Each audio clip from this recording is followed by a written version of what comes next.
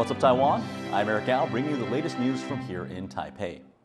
Taiwan's third largest party, the TPP, has kicked off what it says will be nationwide rallies in solidarity with its leader, Wen-je.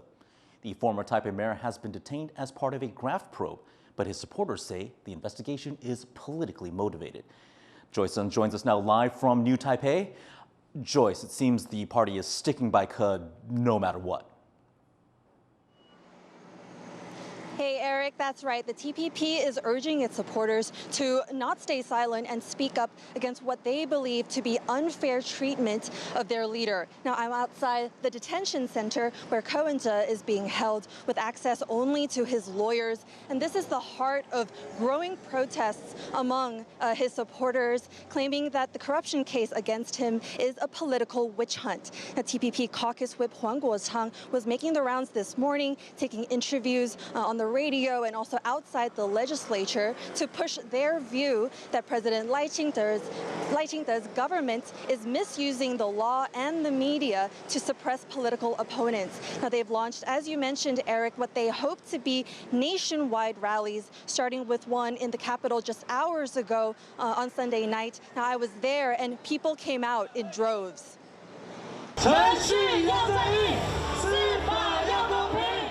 Thousands of TPP supporters lit up the streets outside Taiwan's legislature as they gathered in solidarity with their leader, Wenje.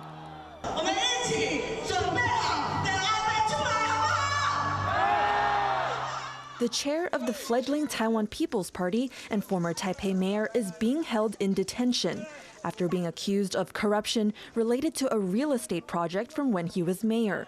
The investigation led to Ke's residence and office being searched 2 weeks ago. He was first detained then, but soon ordered released without bail by a district court. That ruling has since been overturned.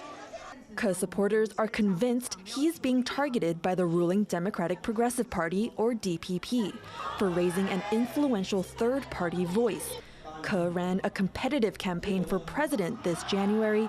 He came in third, but broke Taiwan's traditional two-party system between the ruling DPP and opposition Kuomintang, or KMT.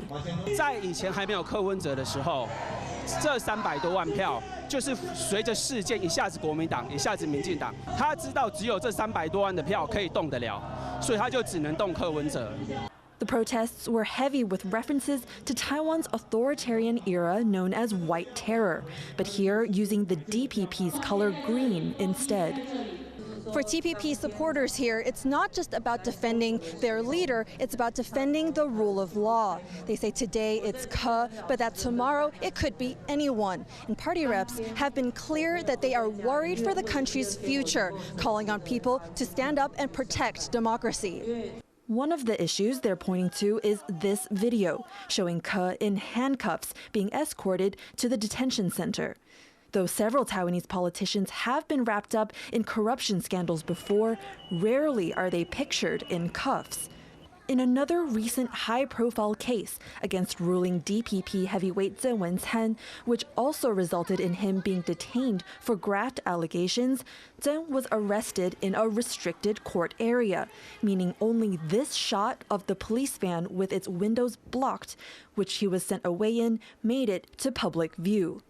Ke's party is not taking the case against their leader quietly, insisting the legitimacy of Taiwan's justice system is on the line. They plan to call for more rallies across the country, so this won't be the last time their supporters will take to the streets. Just this morning, Ke's lawyers announced that they will not appeal his detention, which means that Ke will remain in custody here for 2 months. That's the legal standard here in Taiwan as investigations continue. Thank you, Joyce. That was Joyce Sun reporting live in New Taipei, and stay tuned to TaiwanPlus for more updates about Wenje's case. Now, Taiwan is set to start producing more domestically made submarines next year. But there's been a lot of concern about how to build them as efficiently as possible. And now it's emerged that the plan has changed. Jaime Okan is following this story for us from Taipei. Jaime, what do we know about the changes? Well, that's right, Eric. So Taiwan's military has released a brand new, well, in terms of its domestic submarine program, it's released a brand new production schedule. That's according to unnamed military sources. Now, this program, which started in 2015, is worth more than $11 billion and aims to produce 8 submarines, all made in Taiwan. The first submarine, the prototype, was actually unveiled last year in September, and we were there for the opening ceremony. Now, the question now is what to do with the remaining 7. Well, when President Lai Ching-te was first elected, came into office in May, he wanted to build all 7 in one go. But there were concerns from the shipbuilding company if that was feasible because it'd be too expensive. So now what they're looking to do, what sources in the military say, is they're looking for Taiwan to build them in batches, so 2, 3, and then 2. And the reason for that is so that the Navy can look at the first batch of submarines made, see if there's any kind of modifications that need to be adjusted in order to kind of improve that capability, and then move on to batch number 2. And Jaime, why is Taiwan pushing for these submarines? How would they help in Taiwan's defense?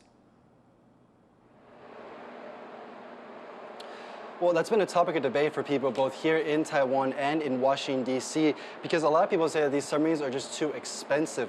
Now, given the fact that China threatens Taiwan with invasion as it seeks to take over the territory, many people say that it should invest in other more cheaper systems like missiles and drones because China has a much larger navy and Taiwan can match those numbers in terms of how many ships are in China's fleet. But, others say that in terms of a blockade from China, Taiwan could use the submarines as like a deterrent because they're harder to spot, they're underwater. They could use it to kind of keep ports open in the event of a blockade to keep shipping lanes open. But regardless of how Taiwan uses them, the plan is going forward, and they're going to build 7 starting next year with the goal of building all of them by 2038. Thanks for that update, Jaime. That was Jaime Ocon reporting live from Taipei on Taiwan's domestic submarine program. China says that relations with the Philippines are at a crossroads. In a commentary published by the People's Daily, a Communist Party newspaper, China said that the Philippines should seriously consider the future. The two sides have clashed on multiple occasions in recent months in the South China Sea, including one confrontation in June that saw a Filipino soldier lose a thumb. Now, China claims almost all of the South China Sea as its own, including parts that are claimed by the Philippines. Work crews have restored road and rail access to Taiwan's east coast after landslides caused travel chaos late on Sunday. John Van Trieste has this update. After hours of scrambling, work crews have finally cleared a landslide that severed transport links on the east coast. But for this crowd of stranded travelers, it comes too late. They've poured into Hualien Station, one of the biggest stations on the east coast, trying to get a train out after the highway to the northern cities was buried. But as they'll soon find out, the railway was shut down too as a precaution as heavy rains continued. Transport in this rugged part of the country is always precarious. With high mountains forming a solid wall in most places, there are only a few roads and one rail line in and out, with rock slides frequently disrupting them. But a Sunday evening is bad timing. Those in a hurry will have to take a roundabout route that will add many hours to their journey. 所以你现在打算往南坐吗？对啊，所以今天一定要回去就是了。是啊。Others already on their way decided to turn back instead. 我们今天要回花莲，今天整个赛程结束，然后就因为土石流，所以在台北。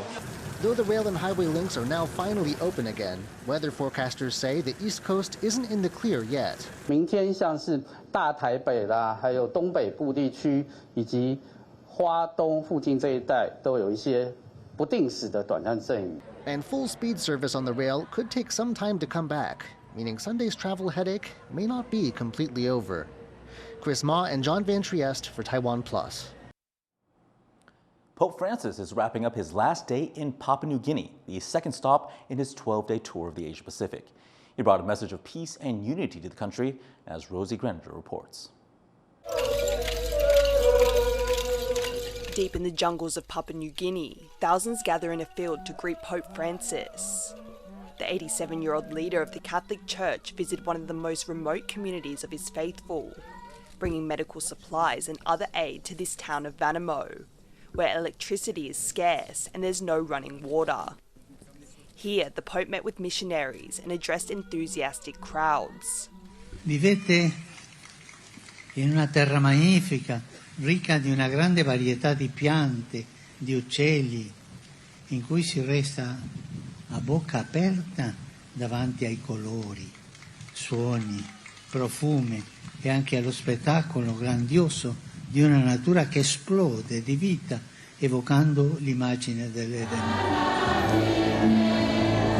Papua New Guinea is the second stop of the Pope's 12-day Asia-Pacific tour, after visiting Muslim-majority Indonesia. In the capital Port Moresby, Pope Francis greeted thousands of devotees during a Sunday Mass, reassuring them of God's closeness. He also gathered with church representatives from other Pacific Island nations and met with impoverished children and young people with disabilities. In a country that's been rocked by tribal conflict this year, residents say the Pope's presence is bringing a message of peace and unity.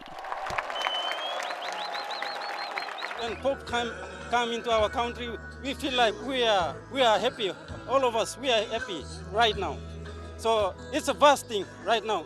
Prominent thing we ever seen before. Right now we see. It's a very historical moment by which his visit to Papua New Guinea is very inspiring to the young ones, and especially to our country for the current situations in which the country is undergoing, and more on that, on the spiritual journey, that he inspires a lot of people and gives and conveys the message of peace and mercy to the country Papua New Guinea.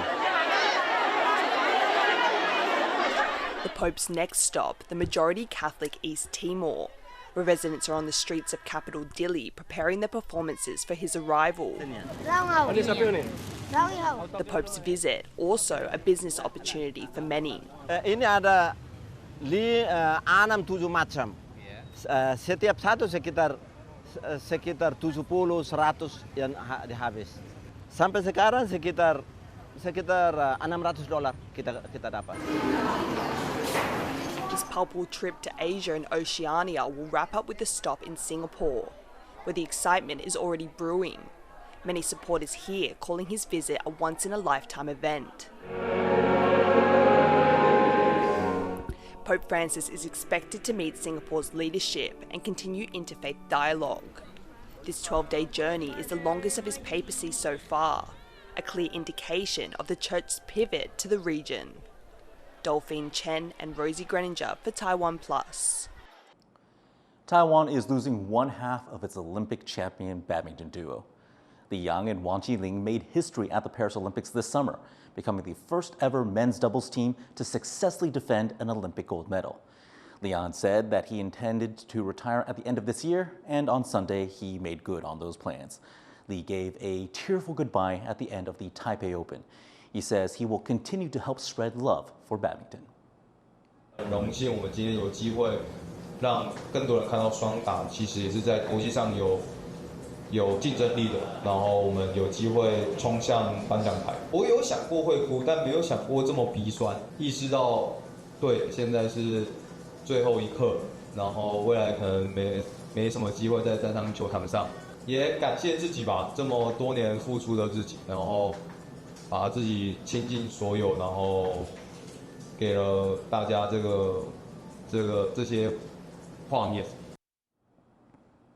Thank you for watching What's Up Taiwan. You can visit the TaiwanPlus website or follow our social media for more stories from Taiwan and around the world. Finally, we leave you with a look at the famous Flugtag competition in Lisbon, where teams compete to see who can build the best flying machine. I'm Eric Gao. Take care, and we'll see you next time.